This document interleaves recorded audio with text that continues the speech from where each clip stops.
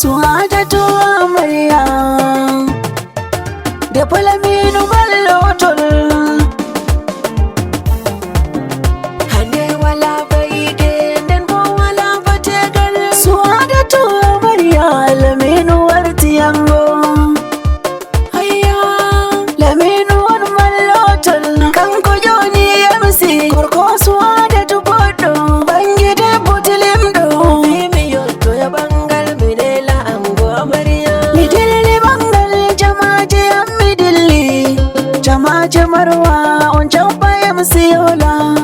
Laminu ango Su'adatu be joni min bo minoti jamaje amiyeti. Bangal do hewi amma mi softi je mon ngal yotti haje bangal mon wadde barka.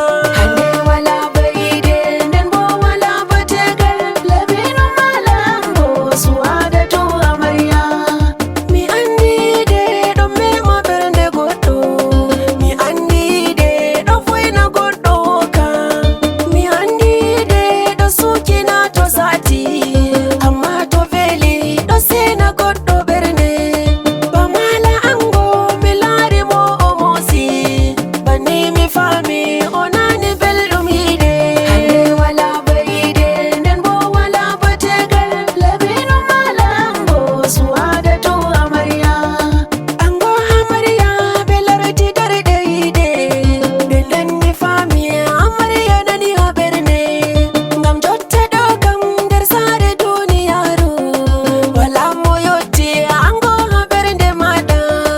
Ango hidima jamaje sedi do kam amarya sannu akanyi robe fere. Hande wala baide nden bo wala bategal. Laminu malango Su'adatu amarya. Su'adatu danejo anandi robe fere.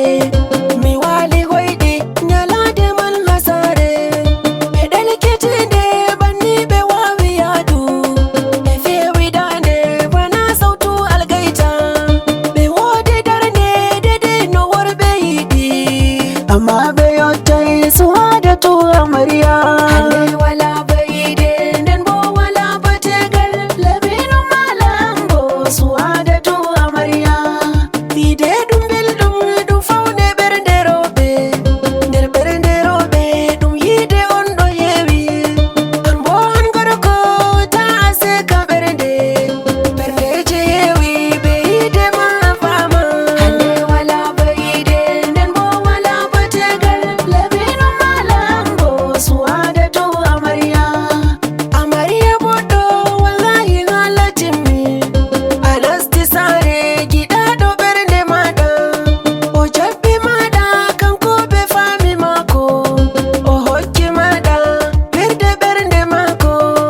Ango a fama a hosino amana amarya mada a ende mono hani. Hande wala baide nden bo wala bategal. Laminu malango Su'adatu amarya. Su'adatu danejo sannu mada boddo andudo hide a holli Mallotol. Ngam gorko mada mo fi hawawi be a emdi yide bernde mako. Laminu Mallotol o yettima amarya. Hande on teri sunna annabijo. Hande wala baide nden bo wala bategal. Laminu malango Su'adatu amarya. Hande wala baide nden bo wala bategal. Laminu malango Su'adatu